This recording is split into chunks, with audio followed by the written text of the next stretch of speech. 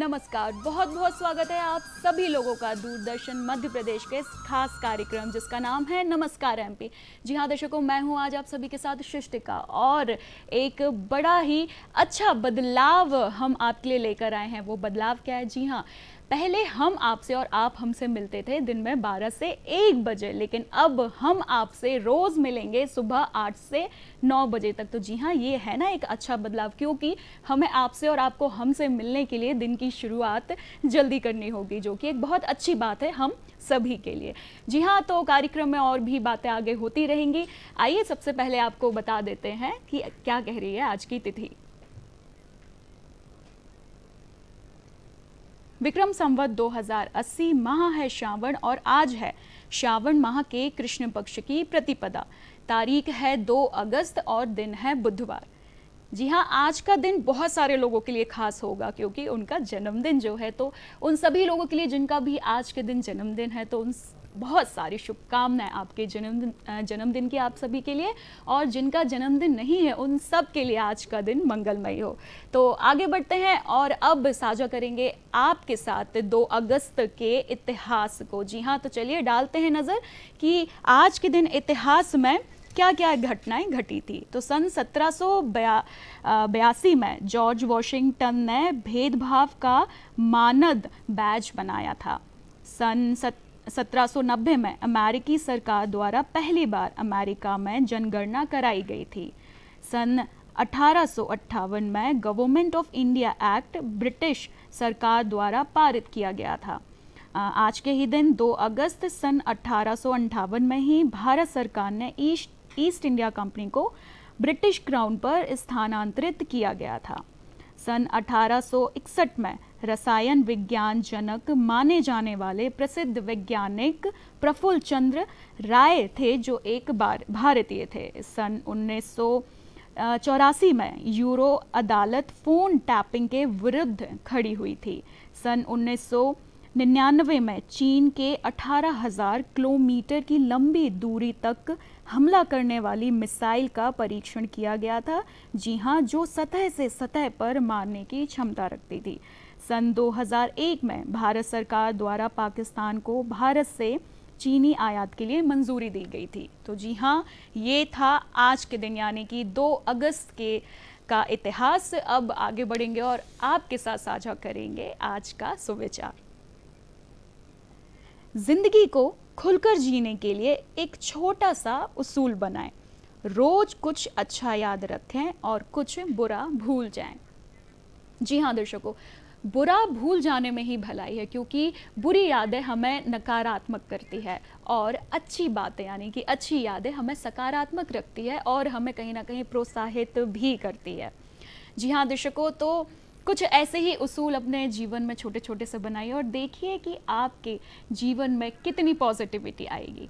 बिल्कुल दर्शकों, और आप सभी को बता दूं कि जैसे कि आज 2 तारीख है और अगस्त के माह का जो पहला सप्ताह होता है 1 अगस्त से लेकर 7 अगस्त तक, जी हाँ, इस सप्ताह को वर्ल्ड ब्रेस्ट फीडिंग वीक के तौर पे मनाया जाता है।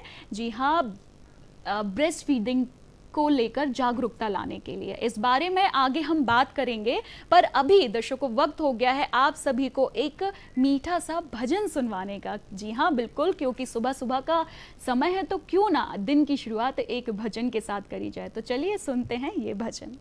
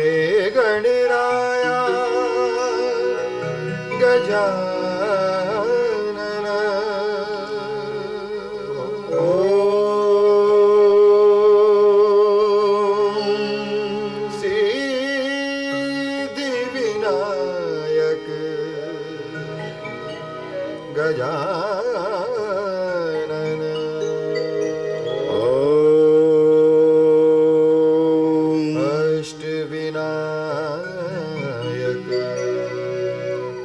गजानन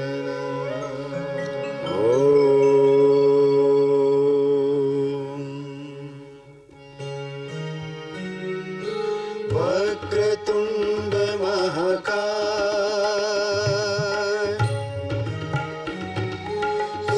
सूर्यकोटि समप्रभा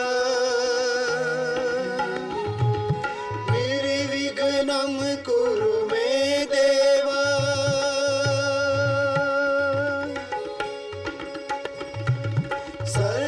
सर्वकार्येषु सर्वदा सर्वकार्येषु सर्वदा सर्वकार्येषु सर्वदा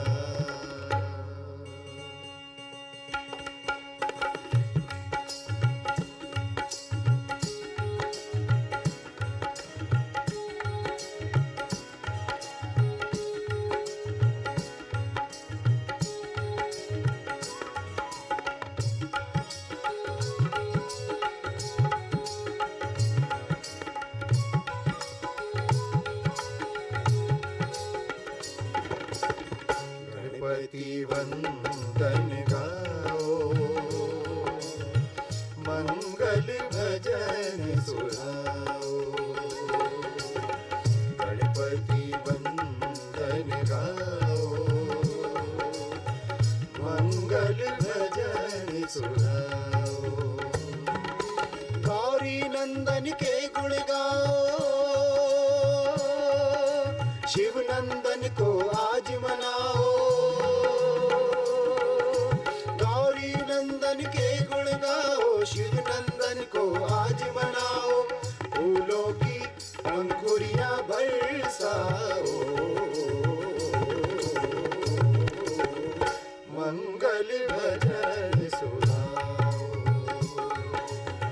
गणपति वंदन गाओ मंगल भजन सुनाओ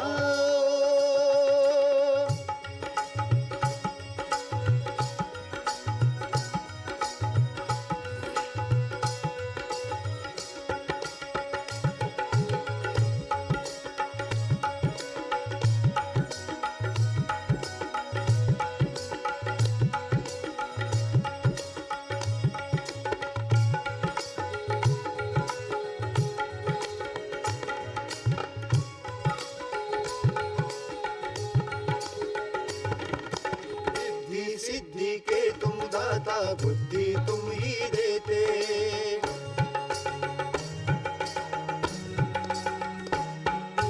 रिद्धि सिद्धि के तुम दाता बुद्धि तुम ही देते बिगड़े सारे कामों को तुम पल में हल कर देते पल में हल कर देते गौरी नंदन के गुण गाओ शिव नंदन को आज मनाओ गौरी नंदन के गुण गाओ शिव नंदन को आज मनाओ फूलों की पंखुड़ियां बरसाओ मंगल भजन सुनाओ गणपति वंदन गाओ मंगल भजन सुनाओ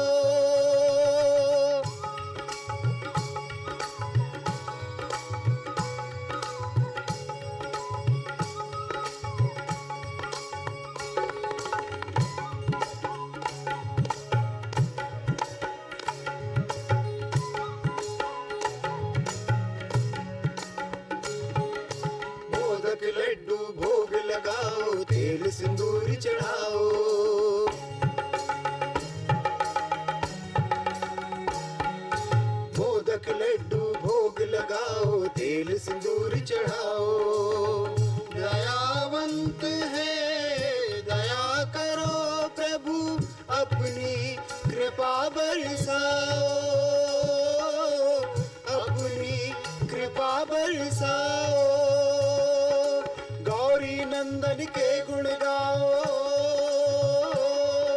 शिव नंदन को आज मनाओ, गौरी नंदन के गुण गाओ, शिव नंदन को आज मनाओ, फूलों की अंकुरियां बरसाओ, मंगल भजन सुनाओ, गणपति वंदन गाओ, मंगल भजन सुनाओ।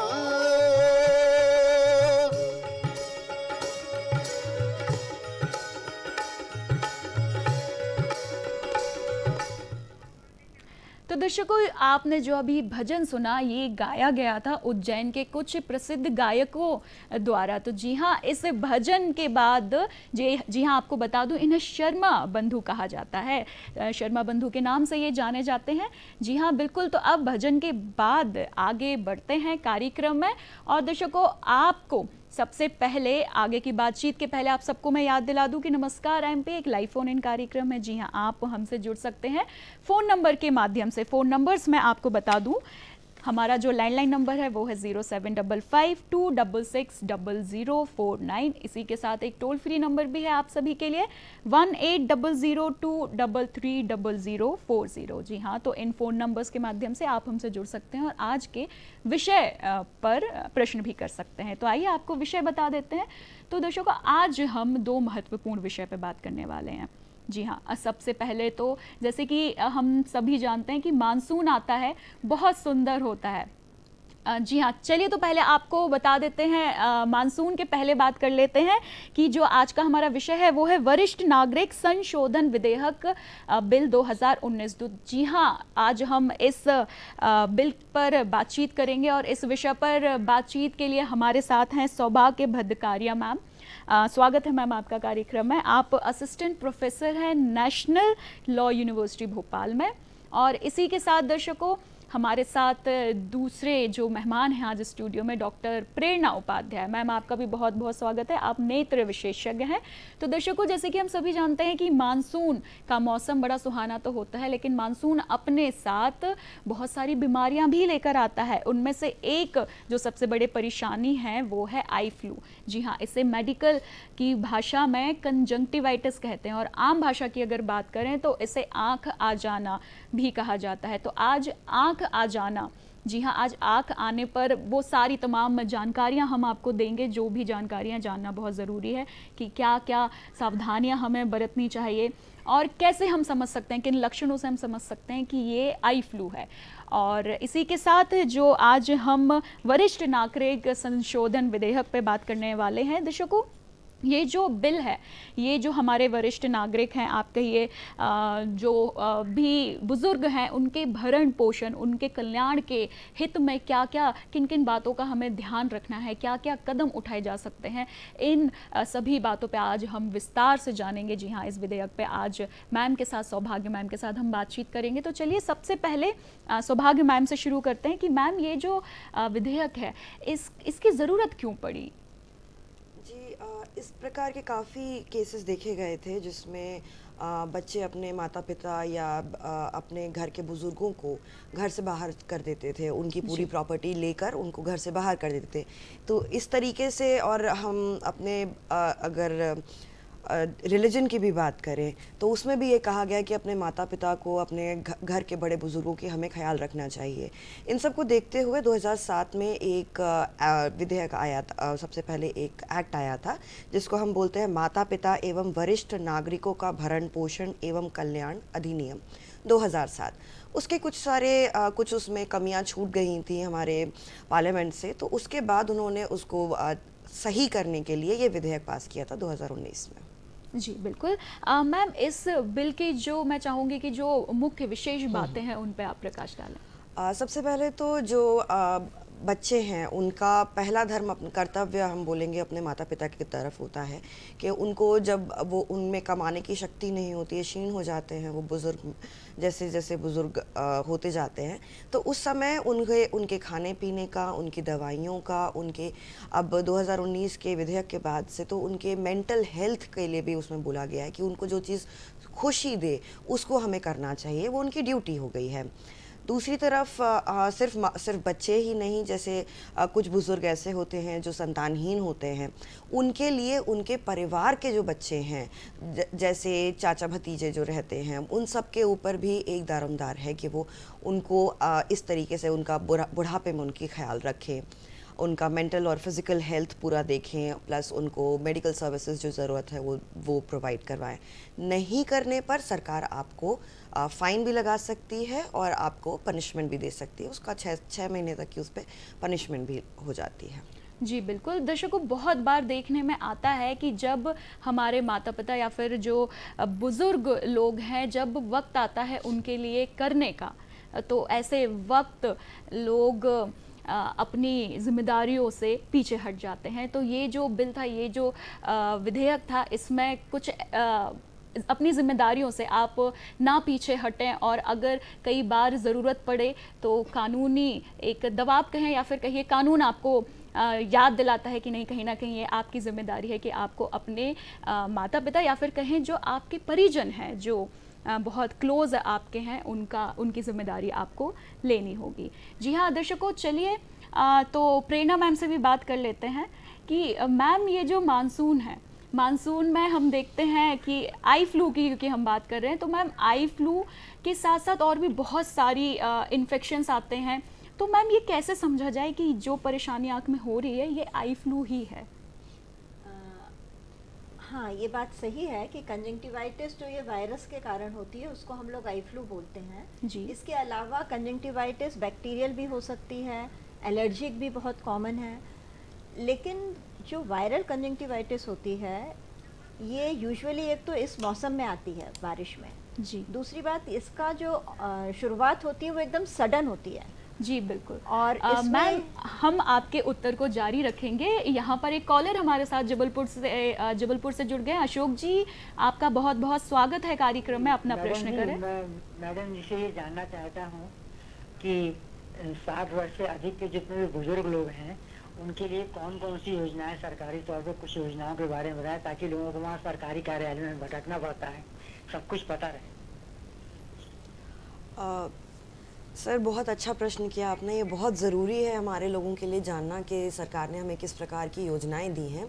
सरकार ने हमको हर एक चीज़ के लिए योजना दी है। पहले आवासीय योजना दी है, दूसरा उन्होंने मेडिकल एक्सपेंसेस के लिए योजनाएं दी हैं, तीसरा उन्होंने हमको मेंटेनेंस के लिए भी दी है कि जैसे हम कहीं रह भी रहे हैं, शेल्टर भी है हमारे पास, लेकिन हमारे पास दवाइयाँ नहीं हैं, तो इनफैक्ट आजकल जो हॉस्पिटल्स हैं उनके ऊपर भी एक ड्यूटी है कि सीनियर सिटीजन्स के लिए एक अलग अलग फोरम बनाएं जहाँ पर सीनियर सिटीजन्स डायरेक्ट जाके अपना रजिस्ट्रेशन करवाएं, वहाँ पर वो अपने मेडिकल सर्विसेज को अवेल कर सकते हैं। दूसरा सर, जो आज का हमारा जो टॉपिक है सीनियर सिटीजन्स वेलफेयर एक्ट, इसमें भी सरकार ने एक योजना राज्य सरकार के लिए दी है कि उसमें वो शेल्टर होम्स या ऐसे घर बना के दें हर डिस्ट्रिक्ट में जहाँ पर सीनियर सिटीजन्स जाके रह पाएँ, जिनको घर वाले छोड़ देते हैं, उनके घर में कोई भी नहीं है, ताकि वो एक अपने बुज़ुर्ग होने पर वो एक डिसेंट लाइफ जी पाएँ। जी जी बिल्कुल अशोक जी, उम्मीद करते हैं कि आपको आपका उत्तर मिल गया होगा। प्रेरणा मैम से हम उनका उत्तर ले रहे थे। मैम, आप बता रही थी कि आई फ्लू कैसे हम समझ सकते हैं कि जो आँख में इन्फेक्शन हो रहा है वो आई फ्लू है? जैसे मैंने बोला कि एक तो वो इस मौसम में होता है, उसका अचानक से शुरुआत होती है। एलर्जी में जैसे हमेशा ही रहता है और किसी भी मौसम में होता है, गर्मियों में ज़्यादा होता है, और इसमें कीचड़ ज़्यादा नहीं आता, वाटरी होता है मतलब, और सडन सूजन आ जाती है आँखों में, और हेमरेजेस हम लोग बोलते हैं, सब कंजंक्टिवल हेमरेजेस, थोड़े से ब्लड स्पॉट्स टाइप आँखों में दिखने लगते हैं, और कई बार साथ में वायरल फीवर के या वायरल साइनोसाइटिस या हम लोग जो बोलते हैं कोल्ड और कॉफ के भी लक्षण होते हैं। उसको मैलेज टाइप का, कमज़ोरी लगती है, जी। तो इन सब चीज़ों से ही हम लोग उसको अलग अलग कर पाते हैं कि ये बैक्टीरियल है या वायरल है या एलर्जिक है। जी मैम, इस मौसम में और किस किस तरह के आई इन्फेक्शन हमें देखने में आते हैं अधिकतर? देखिए, मोस्टली तो ये आई फ्लू ही आता है, लेकिन इसके हाँ। अलावा भी कोई इन्फेक्शंस हैं? बाकी तो देखिए, जो बीमारियां मैंने अभी बताई आँख से रिलेटेड, वो तो मौसम रिलेटेड नहीं होती, वो तो पूरे साल आ ही सकती हैं, जी। है ना। जैसे कॉर्निया का इन्फेक्शन है या आयरिडोसाइक्लाइटिस है या बैक्टीरियल इन्फेक्शन है। लेकिन बारिश के लिए खास ये वायरल कंजंक्टिवाइटिस ही होता है, जिसको जी। हम लोग आई फ्लू बोलते मैम, क्या कंजंक्टिवाइटिस में जो आपने कहा कि आँख में कीचड़ नहीं आता है, सिर्फ लाल धब्बे होते हैं या फिर सूजन ही आती है, पर कई बार देखते हैं कि कई लोगों को जब वो सोकर उठते हैं तो आँख में काफ़ी सारा कीचड़ एक तरफ हाँ। जम जाता है, तो क्या मैम ऐसा ये भी एक हाँ, ये बिल्कुल सही है, क्योंकि जब भी आँख में किसी भी तरह का इन्फेक्शन है तो उसमें सेकेंडरी इन्फेक्शन होने का भी चांस रहता है। मतलब ये कि वायरल के साथ भी बैक्टीरियल हो सकता है, जी तो दोनों चीज़ें मिक्स्ड भी हो सकती हैं, और जी, जब ऐसा बिल्कुल। होता है तभी ये डिस्चार्ज और कीचड़ आना ज़्यादा होता है। जी बिल्कुल। थोड़ा बहुत तो आँख में सूजन होगी तो जी आ जी सकता है। बिल्कुल बिल्कुल। दर्शकों, यहाँ पर एक कॉलर हमारे साथ जुड़ गए हैं, भोपाल से आप बात कर रहे हैं। अजय जी, स्वागत है आपका कार्यक्रम में, अपना प्रश्न रखें। जी, संपर्क हमारा अजय जी से टूट गया है, कोई बात नहीं, आगे बढ़ते हैं। और मैम, अधिकतर देखने के लिए मिलता है कि लोग डॉक्टर के पास जाने से कतराते हैं और सोचते हैं हम मेडिकल स्टोर पे जाकर दवाई ले लेते हैं और खुद से इस इन्फेक्शन को ठीक कर लेते हैं, तो क्या ये सही है? हाँ, यही बस सबसे बड़ी प्रिकॉशन इस बीमारी में है, क्योंकि ये तो ज़्यादातर सेल्फ लिमिटिंग होता है। जैसे वायरल फीवर में हम लोग बोलते हैं ना कि ज़्यादा दवाइयाँ खाने से कई बार बिगड़ जाता है, जी ऐसा ही इसमें भी होता है। मेडिकल स्टोर से या अपने आप दवाई अपनी मर्ज़ी से लेने से कई बार वो लोग तेज़ दवाइयाँ शुरू से डाल लेते हैं, जी जिससे इसका जो नॉर्मल ड्यूरेशन है 5 डेज़ का, वो लंबा हो जाता है और ये कई हफ्ते ले लेता है ठीक होने में। इसलिए इसमें एक ही प्रिकॉशन है कि डॉक्टर की सलाह से आप दवाई लें। जी बिल्कुल। दर्शकों, यहाँ पर एक कॉलर हमारे साथ जुड़ गए हैं, भोपाल से किशोरी लाल जी बात कर रहे हैं। स्वागत है आपका कार्यक्रम में, अपना प्रश्न रखें। जी, अपना प्रश्न रखें आप। किशोरी लाल जी, आपकी आवाज़ हम तक नहीं पहुँच रही है। हाँ, मैं ये पूछ रहा था मैम, क्या ये आई फ्लू से आंखों को इतना ज्यादा खतरा है कि अंधत्व भी हो सकता है क्या व्यक्ति? नहीं, अभी तक तो ऐसा देखने में नहीं आया है, लेकिन हाँ, कभी कभी पुतली जो होती है कॉर्निया, उस पर कुछ धब्बे छूट जाते हैं, और वो ज़्यादातर इसी वजह से होता है, जो लोग शुरू से बहुत तेज़ दवाई अपने आप लेना शुरू कर देते हैं। अंदर तक घुसने का अभी तक कुछ ऐसा रिपोर्ट में नहीं आया है। मैम, वायरल में यूजुअली बहुत जी। रेयर होता है। जी मैम, कई बार लोग सही ट्रीटमेंट नहीं लेते हैं और इसलिए उस इन्फेक्शन को बहुत ज़्यादा बढ़ा लेते हैं, तो क्या वो इन्फेक्शन किस हद तक बढ़ जाता है, किस तरह की परेशानियों का सामना करना पड़ सकता है? मैं चाहूँगी कि इस बात पर भी आप प्रकाश डालें। हाँ, जैसे मैंने बोला कि उसमें जो पुतली, अपना सामने का पारदर्शक हिस्सा होता है, जी। उस पर धब्बे आ जाते हैं, जिसको हम लोग सुपरफिशियल पंक्टेड कैरेटाइटिस बोलते हैं, या कभी कभी कॉर्नियल अल्सर बन जाता है। तो वो उन सब चीज़ों से बहुत लंबा भी चल जाता है, कई महीने लग जाते हैं उसमें, और कभी कभी उसकी वजह से पुतली के ऊपर धब्बे भी छूट जाते हैं। जी बिल्कुल। तो दर्शकों, देखिए, कई बार इस इन्फेक्शन को हल्के में लेना आपको भारी पड़ सकता है, तो बिल्कुल भी आप इसको हल्के में मत लीजिए। जैसे ही इन्फेक्शन आपको समझ में आ रहा है तो बिल्कुल आप डॉक्टर के पास पहुंचिए और जल्द से जल्द अपनी मेडिसिन लेना आप शुरू करिए।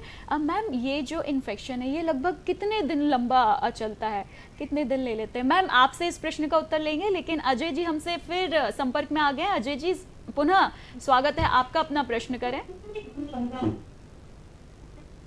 जी अजय जी, अपना प्रश्न रखें।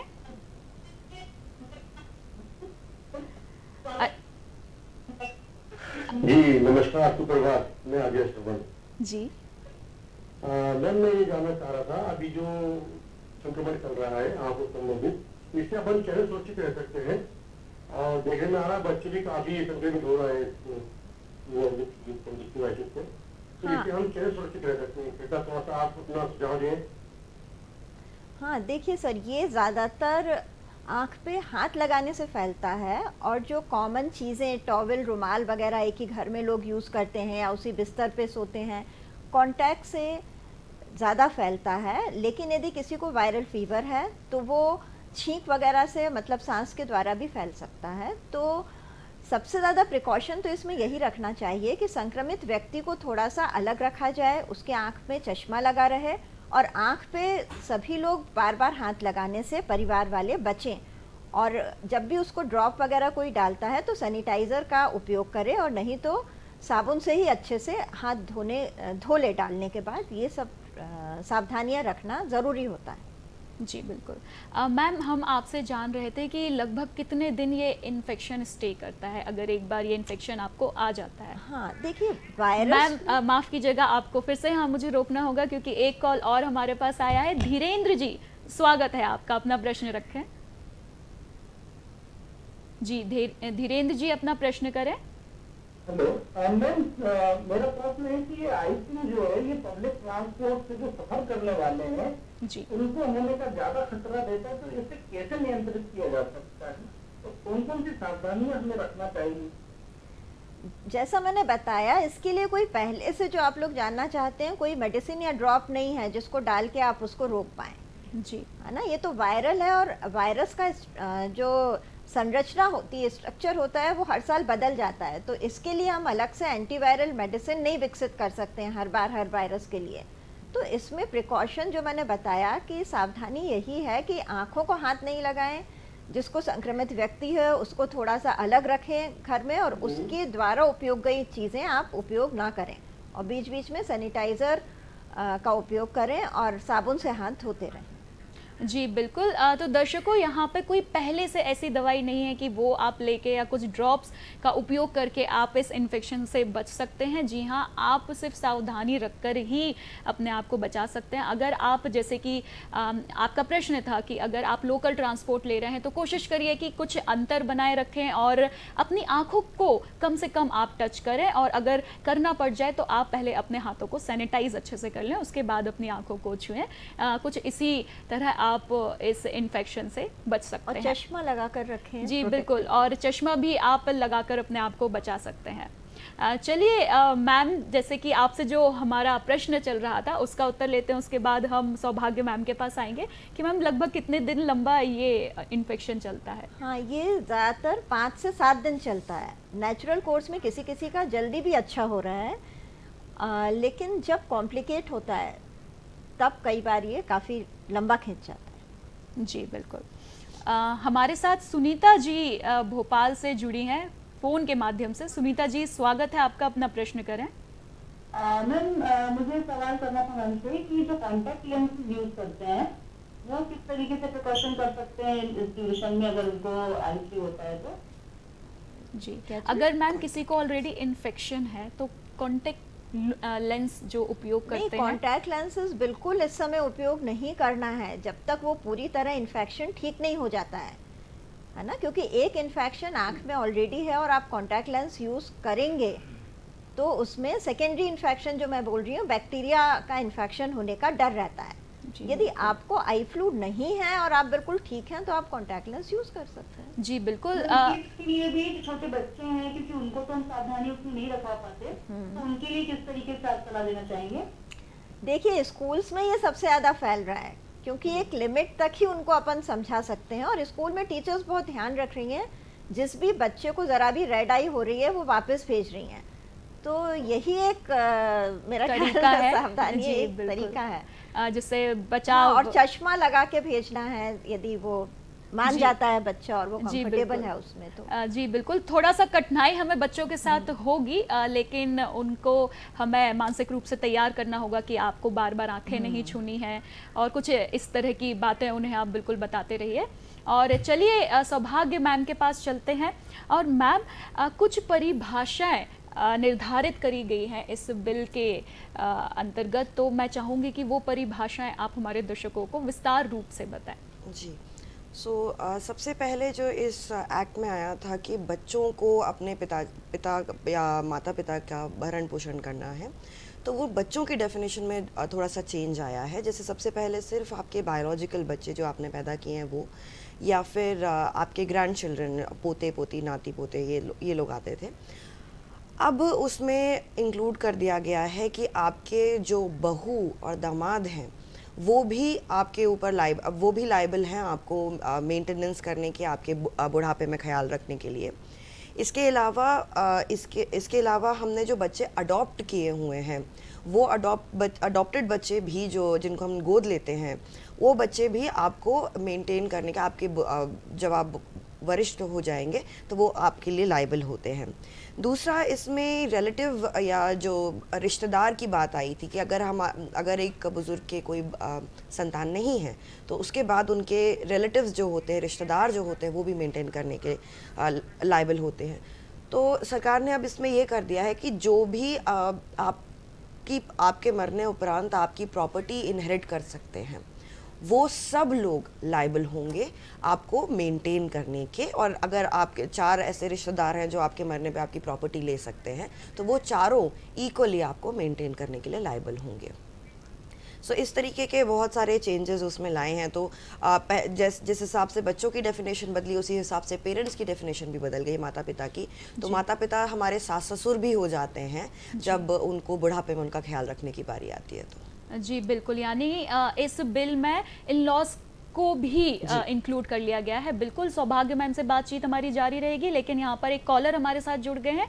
उनका प्रश्न प्रेरणा मैम से है। KL रायकवा जी, आपका स्वागत है कार्यक्रम में, अपना प्रश्न रखें। मैम, मेरा प्रश्न ये है कि अभी कुछ दिन से सोशल मीडिया पर एक डॉक्टर मैम एक मैसेज दे रही हैं कि यदि आई फ्लू आती है तो आप अपनी लाश सुबह उठकर लगा लें, आपको कोई दवा करने की जरूरत नहीं है, आपका आई फ्लू तुरंत ठीक हो जाएगा। क्या ये सही है मैम? घरेलू नुस्खे। हाँ, देखिए, एलोपैथी के अलावा बहुत सी पैथीज हैं जिसमें कुछ ट्रीटमेंट होगा, लेकिन ज़्यादातर लोगों का ये धारणा होती है कि लार में बहुत से एंटीबॉडीज़ होते हैं, बट मुझे इस बारे में कोई जानकारी नहीं है और हम लोग इसको बिल्कुल भी एडवाइस नहीं करते हैं। एज ए एलोपैथी डॉक्टर उसको प्रमोट नहीं करते हैं।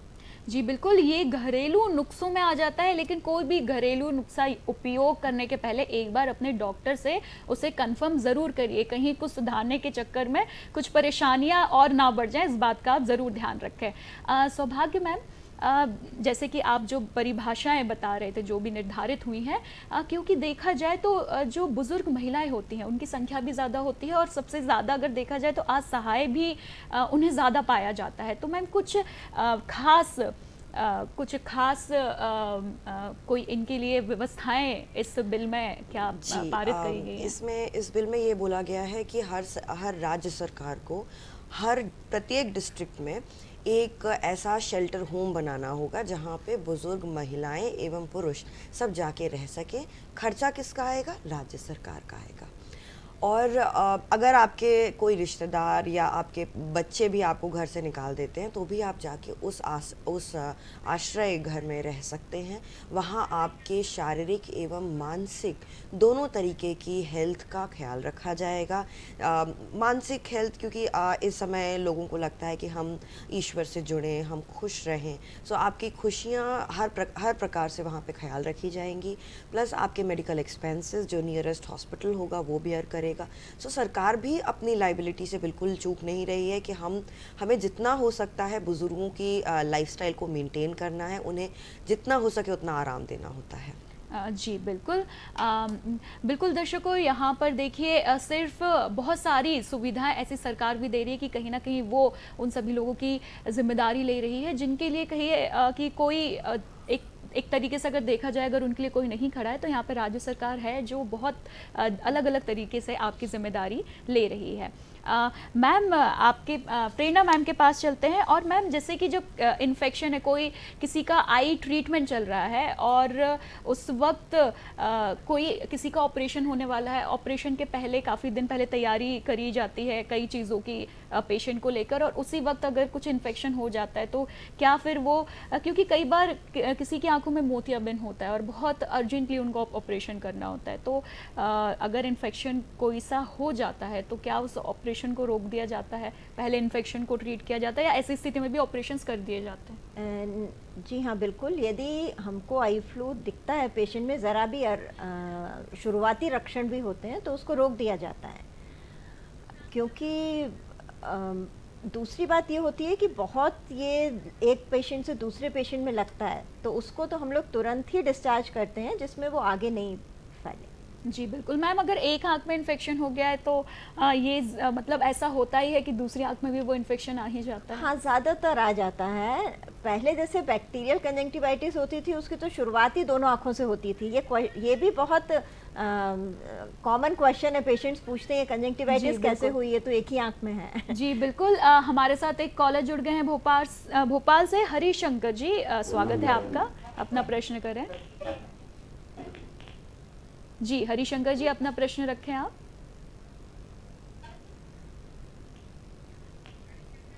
जी आपकी आवाज हम तक नहीं आ रही है, आप अपना प्रश्न करें। आंखों से रिलेटेड या जी जी आंखों से ये जी जी अपना प्रश्न पूछें आप। आंखों से रिलेटेड है मेरा क्वेश्चन। जी जी ये होता है कि मेरी आंखों में भारीपन सा रहता है, जब मैं पलकें ऊपर नीचे करता हूँ तो थोड़ी सी क्लियरिटी दिखती है, अदरवाइज नहीं तो ऐसा लगता है कि जैसे धुंधलापन सा। हाँ, आपके प्रश्न से ऐसा लग रहा है कि ये ड्राई आई के सिम्टम्स हैं, क्योंकि जब आप पलक ऊपर नीचे करते हो और थोड़ा सा आपका नज़र क्लियर होती है, इसका मतलब जो आँखों के सामने टीयर फिल्म होती है, जो एक परतें होती हैं जिससे कि आँखों का बैलेंस बना रहता है। जैसे साफ शीशा हो जाता है जब अपन पलक करते हैं तो ज़्यादा साफ दिखाई देता है, उसी तरह से ये टीयर का डिस्ट्रीब्यूशन अच्छे से हो जाता है जब पलक चलती हैं। तो आपको किसी आँख के डॉक्टर से संपर्क कर पूरी तरह से जांच कराकर ही इसका ट्रीटमेंट लेना चाहिए। जी बिल्कुल हरिशंकर जी, बेहतर होगा कि आप किसी डॉक्टर के पास जाके अपनी आँख को अच्छे से दिखाकर अपनी परेशानी को समझें और ट्रीटमेंट लें, तो आपके लिए बेहतर होगा। चलिए सौभाग्य मैम के पास चलते हैं। और मैम, ये जो बिल था, ये बिल पहले भी आया था और अभी भी एक नया बिल आया। मैम, इन बिल में अंतर क्या आए हैं? देखिए, हर इंसान से थोड़ी बहुत चूक हो जाती है जब वो लॉ पारित करते हैं, तो इसी हिसाब से पार्लियामेंट ने जब 2007 में ये एक्ट लाया था तो उसमें कुछ चीज़ें छूट गई थी। जैसे सास ससुर के लिए उसमें प्रोविजंस नहीं बनाए गए थे। फिर उसके बाद हम देखते हैं कि उसमें बहुत लिमिट था कि मेंटेनेंस सिर्फ 10,000 रुपये तक ही एक ट्रिब्यूनल दे सकती है। तो इन सब चीज़ों को जैसे जैसे हमने देखा कि संसार आगे बढ़ रहा है, तो उस चीज़ों को हमने फिर से अपनी गलतियों को सुधारने के लिए या उसको और ब्रॉड करने के लिए हम लोगों ने ऐसा अमेंडमेंट प्रपोज किया था, जिसमें कि अब जैसे सास ससुर के लिए भी बहू और दामाद लाइबल होंगे उनको मेंटेन करने के लिए टुवर्ड्स ओल्डर एज। उसके बाद जैसे पहले था कि आप मेंटेनेंस कितना दिलवा सकती है सरकार आपको एक बुज़ुर्ग को, तो पहले वो था सिर्फ 10,000 रुपये तक ही। अब उसकी कोई लिमिट नहीं है, वो लिमिट हटा दी गई है। तो इट डिपेंड्स कि वो बुज़ुर्ग ने कैसी ज़िंदगी जी है, फैमिली का स्टेटस क्या है, बच्चे कितना पैसा कमा रहे हैं, इस हिसाब से वो डिसाइड करते हैं कि कितना मेंटेनेंस इन बुज़ुर्ग माता पिता या आपके रिश्तेदारों को दिया जाना चाहिए। इस हिसाब से पहले क्या था कि अगर ट्रिब्यूनल जो थी वो कोई ऑर्डर कर देती है कि मान के चलिए उन्होंने 5,000 रुपये ही ऑर्डर किए मेंटेनेंस के, तो पहले सिर्फ बुज़ुर्ग लोग ही अपील में जा सकते थे एक हायर अथॉरिटी के पास कि इसको चेंज कर दो। लेकिन अब इस विधेयक के बाद से इन जो बच्चे हैं या जो रिलेटिव्स हैं वो लोग भी इसके अपील में जा सकते हैं कि जो ट्रिब्यूनल ने ये जो ऑर्डर पारित किया है ये गलत पारित किया है, तो उसको चैलेंज करने के लिए दोनों पार्टीज़ के पास अब ऑप्शन आ गया है। दूसरा, इसमें जो फ़ाइन है, अगर आप मेंटेनेंस ऑर्डर्स को नहीं फॉलो करते हैं तो उस फ़ाइन को भी बढ़ा दिया गया है। उसमें पहले 3 महीने तक की सज़ा थी, अब उसको 6 महीने तक की सज़ा या फिर 10,000 रुपये तक जुर्माना कर दिया है, या दोनों भी हो सकता है कि अगर आप नहीं मानेंगे। जी बिल्कुल, हम जुर्माने पे और सज़ा पर हम विस्तार से सौभाग्य मैम से जानेंगे, पर यहाँ पे एक कॉलर हमारे साथ जुड़ गए हैं जिनका प्रश्न प्रेरणा मैम से है। स्वागत है आपका कार्यक्रम में, अपना प्रश्न करें। Hello ma'am. जी सोनिया, स्वागत है आपका। Thank you ma'am. मैम, मेरा क्वेश्चन आपसे ये था कि जो अभी कंजक्टिवाइटिस के जो केसेस बढ़ गए हैं उसको लोग कोविड से रिलेट करने लगे, तो आपका क्या कहना है? हाँ, देखिए, आँखों में वायरस का इन्फेक्शन बहुत सारे वायरसेस से होता है। कोविड भी एक तरह का वायरस था, लेकिन उस समय जो बीमारी हुई वो वायरस के कारण डैमेज नहीं हुआ, उसके कारण जो मरीज़ की इम्यूनिटी कम हो गई थी, जो प्रतिरोधक क्षमता कम हो गई थी, उसकी वजह से उसमें फंगस का इन्फेक्शन हुआ, जिसको ब्लैक फंगस कहा गया, और उससे इतना ज़्यादा डैमेज हुआ। ये उस तरह का वायरस नहीं है, ये एडिनो वायरस है, जो कि हर बार ही बारिश में वो हो जाता है, और उससे बहुत माइल्ड वायरस है। इसमें इस तरह का परेशान होने की ज़रूरत नहीं है, और ये उतना घातक नहीं है ना। वो ब्लैक फंगस की वजह से था, और ये वायरस की वजह से है, जो बहुत माइल्ड इन्फेक्शन है आमतौर पर। जी बिल्कुल। सोनिया जी, उम्मीद करते हैं कि आपको आपके प्रश्न का उत्तर मिला होगा। दर्शकों, सौभाग्य मैम हमें बता रही थी, जुर्माने और सज़ा से संबंधित जानकारी दे रही थी, लेकिन यहाँ पर हमारे साथ एक और कॉलर जुड़ गए हैं। उषा जी, स्वागत है आपका, भोपाल से बात कर रहे हैं हमसे। अपना प्रश्न करें। जी मैम, ये जो आइस फ्लू का जो संक्रमण है ये कितने दिन तक रहता है? मैंने जैसा बताया कि ये मैक्सिमम 7 दिन में जा रहा है। किसी का जल्दी चला जाता है 3 दिन में, किसी का 5 दिन में, किसी का 7 दिन में, बट उसके बाद ज़्यादातर यदि वो शुरू से तेज़ दवाई नहीं डाली गई है तो ये ठीक हो जाता है। जी बिल्कुल। मैम, हम क्यों ना यहाँ पे दर्शकों को प्रिकॉशंस को भी लेकर विस्तार से, मैं चाहूँगी कि आप एक बार हमारे दर्शकों को विस्तार में कि क्या क्या प्रिकॉशंस, क्या क्या सावधानियाँ इस वक्त उन्हें लेनी चाहिए, ये भी हम हमारे दर्शकों को बता ही देते हैं यहाँ पर। हाँ, जैसा मैंने बताया पहले कि इसमें मेन बात ये कांटेक्ट से फैलता है, एक आदमी से दूसरे आदमी में। जैसे आँख देखने से नहीं पहुँचेगा, लेकिन यदि आपने आँख को हाथ लगाया, दरवाज़ा खोला, और दूसरे आदमी ने भी दरवाज़ा खोला, वो चीज़ छुई, और फिर अपनी ऐसा पूरा साइकिल पूरी होती है, तब ज़्यादातर ये फैलता है। तो इसमें मेन प्रिकॉशन यही है कि संक्रमित व्यक्ति को थोड़ा सा, यदि आपके घर में ऐसी सुविधा हो, तो उसको अलग बिस्तर पे सुलाया जाए, उसका टॉवल, रुमाल, सब चीज़ें अलग रखी जाएं, और उसको चश्मा लगा के रखना है, और बाकी लोग भी यदि चश्मा लगा पाएँ तो लगाएं। इस पूरा साइकिल से काफ़ी हद तक इसको फैलने से रोका जा सकता है। और जैसा स्कूल में टीचर्स प्रिकॉशन ले रही हैं, यदि किसी बच्चे को इसके लक्षण दिखते हैं तो वो उसको घर जाने की सलाह देती हैं। जिसमें कोई भी पब्लिक प्लेस पे यदि कंजंक्टिवाइटिस का पेशेंट है तो उसको वो अवॉइड करना चाहिए इस तरह का पब्लिक फंक्शन, क्योंकि ऐसी जगहों पर जहाँ पर भीड़ है इसके फैलने की संभावना ज़्यादा रहती है।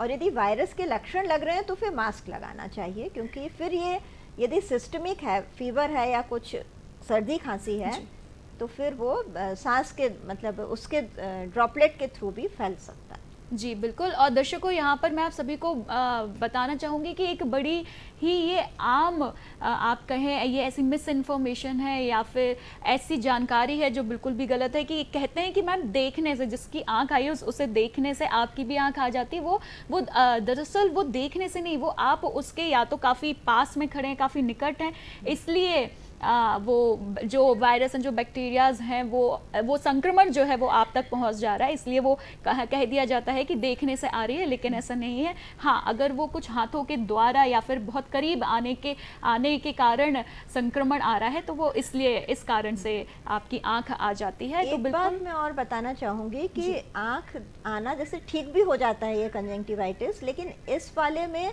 बहुत सारे हेमरेजेस, जिसको हम लोग सब कंजंक्टिवल हेमरेजेस बोलते हैं, लाल धब्बे आंख में आ रहे हैं, और उसके कारण लोग बहुत डर रहे हैं, और टीचर्स भी स्कूल से उसके बाद भी 8 दिन बाद भी बच्चे को वापस भेज रहे हैं। तो वो एक्चुअली नॉन इन्फेक्शियस स्टेज होती है, क्योंकि इन्फेक्शन तो चला जाता है, लेकिन एक बार जब वो हेमरेजेस आ जाते हैं तो फिर उसमें 2 से 3 हफ्ते तक का समय उसके जाने में लग सकता है, लेकिन वो संक्रमण का कारण नहीं होता। तो उससे ना तो डरने की बात है और ना उस समय आइसोलेट होने की बात। जी बिल्कुल। तो जो भी जानकारी मैम दे रही हैं बिल्कुल उनको अपने ध्यान में रखें। और चलते हैं सौभाग्य मैम के पास। मैम, हमें जो जुर्माना है या फिर कहें जो सज़ा है उसके बारे में बता रहे थे, तो मैम से जानते हैं विस्तार से इस बारे में। जी, तो ये है कि सीनियर सिटीजन्स जो रहते हैं या पेरेंट्स हैं, पेरेंट्स किसी भी उम्र में अपने बच्चों से मेंटेनेंस ले सकते हैं जब तक वो बच्चा माइनर से मेजॉरिटी एज अटेंड कर ली है। इंडियन मेजॉरिटी एक्ट के अकॉर्डिंगली वो 18 साल से ज़्यादा की उम्र का होना चाहिए बच्चा। उस बच्चे के पास एक अर्निंग कैपेसिटी होनी चाहिए। तो पेरेंट्स किसी भी उम्र में, भले ही वो सीनियर सिटीज़न हैं या नहीं है, वो अपने बच्चों से मेंटेनेंस मांग सकते हैं। दूसरी बात ये है कि कैसे मांगेंगे, तो आप कहाँ पे केस लगा सकते हैं जी। तो ये केस जो हम जुरिस्डिक्शन बोलते हैं, टेरिटोरियल जुरिस्डिक्शन, कि किस जगह पर जाके लगाना, तो एसडीएम जो सब डिविजनल ऑफिसर रैंक होती है, हर डिस्ट्रिक्ट में एक सब डिविजनल ऑफिसर को नियुक्त किया जाता है कि वो ये सीनियर सिटीज़न के मैटर्स को देखेंगे।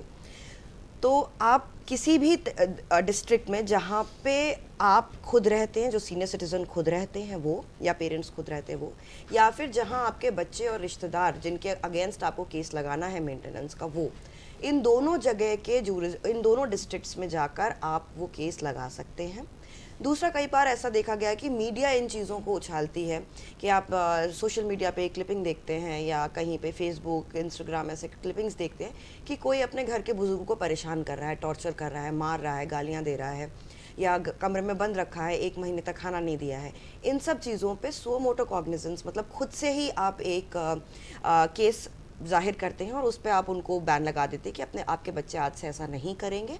तो इस तरीके के तीन तरीके से आप केस लगा सकते हैं। इसके बाद कोर्ट सब लोगों से एविडेंस मांगता है कि आपके पास क्या ऐसा प्रूफ है कि ये बच्चों को आपको मेंटेन करना चाहिए, या उनके पास कितना कैपेसिटी है पैसा देने की। इसके बाद वो अपना ऑर्डर पारित करते हैं। उस ऑर्डर के अगर उस ऑर्डर को नहीं माना जाता है, तब जाके आपके अगेंस्ट कानूनी कार्यवाही बिल्कुल हो सकती है।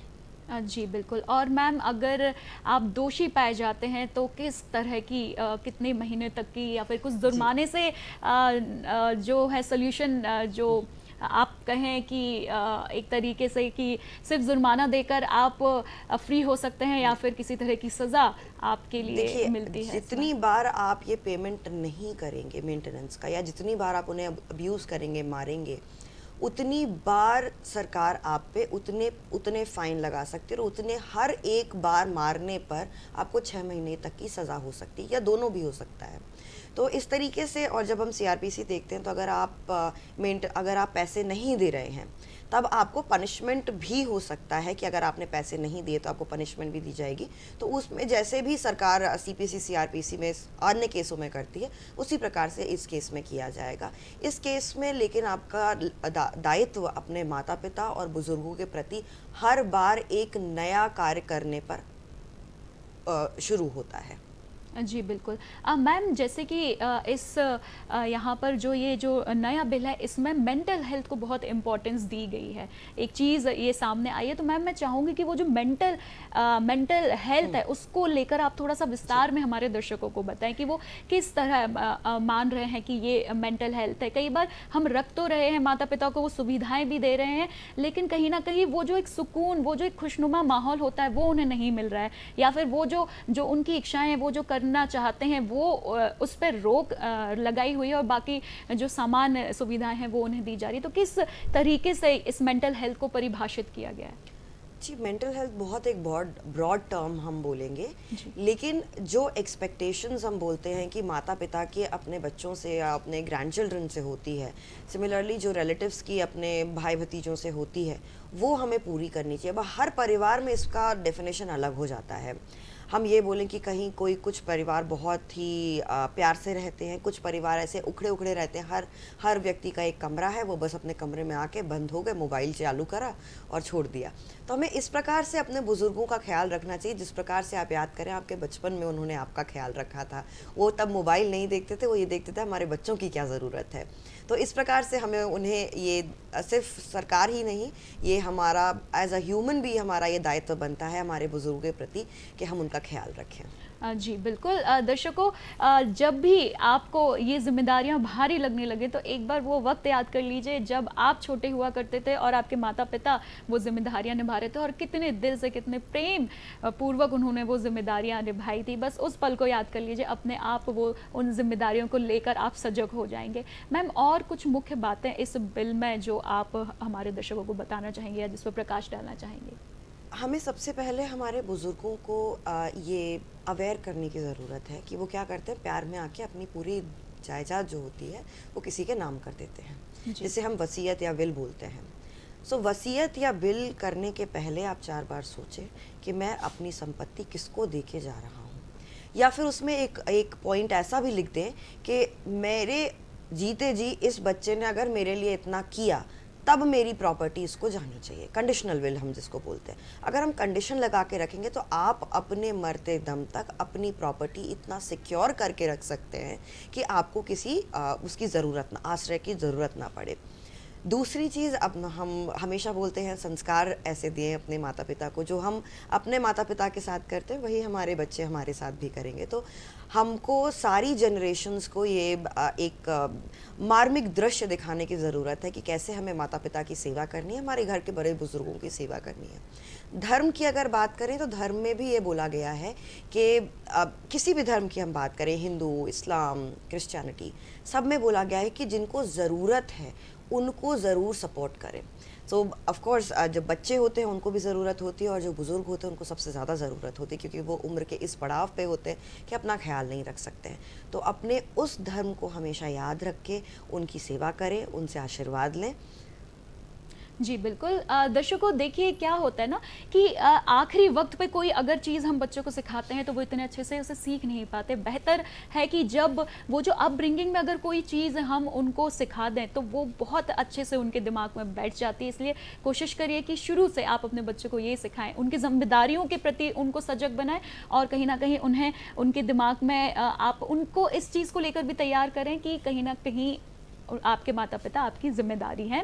और मैम ने एक बहुत अच्छी बात कही थी कि अपनी जो वसीयत है वो बहुत सोच समझ के आपको बनाना है। कहीं ऐसा ना हो कि उसमें कहीं ना कहीं सामने वाले को ऐसे स्पेसेस मिल जाए कि वो अपनी जिम्मेदारियों से दूरी बना सके। तो बहुत सजग रहिए। बिल्कुल। चलिए प्रेरणा मैम से एक संदेश ले लेते हैं कार्यक्रम के अंत में। तो मैम जाते जाते मैं चाहूँगी कि आप हमारे दर्शकों को देखकर देकर जाएं, जो क्योंकि मौसम ऐसा है, मानसून का मौसम है और बहुत सारे इन्फेक्शन आज के समय में हमें देखने को मिलते हैं। तो बहुत इच्छुक हैं लोग कि आप हमारे दर्शकों को एक संदेश दें ताकि वो सजग रह सके और उनके कुछ कोई ऐसी टिप जो उनके काम आ सके। हाँ, संदेश तो मैं यही बोलूँगी कि आँखें ईश्वर का दिया हुआ बहुत अनमोल उपहार है, इसलिए आप इसकी देखभाल बहुत अच्छे से करें, और ज़रा सा भी कुछ परेशानी होने में तुरंत डॉक्टर की सलाह लें। इसको टालने से छोटी बीमारी बहुत बड़ा रूप ले सकती है और आप बहुत परेशानी में पड़ सकते हैं। जी बिल्कुल। जी बिल्कुल, सजग रहना और जानकारी रखना आपकी ही जिम्मेदारी है कहीं ना कहीं। सौभाग्य में मैं चाहूँगी कि कार्यक्रम के अंत में आप हमारे दर्शकों को एक संदेश देते हुए जाएं। जी, धर्म भी यही बोलता है और सरकार भी अब यही बोलती है, अपने बड़े बुजुर्गों का ख्याल रखें, ना सिर्फ उनकी फिजिकल हेल्थ बल्कि मेंटल हेल्थ, उनकी मानसिक रूप से ख्याल भी रखें ताकि वो पीसफुली अपना बुढ़ापा बिता सकें। जी बिल्कुल। मैम, प्रेरणा मैम और सौभाग्य मैम, आप दोनों के लिए बहुत बहुत धन्यवाद देना चाहूँगी कार्यक्रम में आने के लिए, अपना कीमती समय हमारे कार्यक्रम को देने के लिए। दर्शकों, उम्मीद करती हूँ कि आज का हमारा यह कार्यक्रम आप सभी को बहुत बहुत पसंद आया होगा। और जैसे कि मैंने आपसे बात करी थी कि आज का जो अगस्त माह का जो शुरुआती सप्ताह होता है 1 से लेकर 7 तारीख, ये इस 7 दिनों में मनाया जाता है वर्ल्ड ब्रेस्ट फीडिंग वीक। जी हाँ, विश्व स्तनपान सप्ताह। ये क्यों मनाया जाता है? ताकि दर्शकों स्तनपान को लेकर लोगों में जागरूकता लाई जा सके, क्योंकि देखिए कहीं ना कहीं ये नवजात शिशुओं के लिए जो माँ का दूध होता है वो बहुत ज़रूरी है। इसलिए जो भी नई माताएं हैं वो इस बात का बिल्कुल ध्यान रखें कि बच्चे को शुरुआती 6 महीने में माँ का दूध ही मिले। और कहीं ना कहीं ये सिर्फ बच्चे के लिए ही ज़रूरी नहीं होता और लाभदायक नहीं होता, कहीं ना कहीं नई माँ के लिए भी ये बहुत सारे लाभ देता है। और दर्शकों, ये जो सप्ताह है ये हर साल एक नई थीम के साथ मनाया जाता है, और जो इस वक्त जो इस बार की जो थीम है वो है making a difference for working women. जी हाँ, जो वर्किंग वुमेन होती हैं, जो कामकाजी महिलाएं होती हैं, जब वो अपने मैटरनिटी छुट्टियों से वापस जाती हैं तो कार्यस्थल पर उनको स्तनपान कराने की व्यवस्था कराई जाए। इस बात को लेकर जागरूकता बढ़ाई जा सके। इस बार ये इस साल की थीम है, तो बिल्कुल दर्शकों अपने आसपास कोशिश करिए कि जो भी नई माता हैं आप उनको बोल सकें, बता सकें और जागरूक कर सकें कि आप उनको अपना दूध ही पिलाएं, ना कि वो जो पाउडर वाला होता है उससे। बिल्कुल दर्शकों, अगले अंक में आप सभी से फिर मिलना होगा। अभी मुझे अनुमति दीजिए, नमस्कार।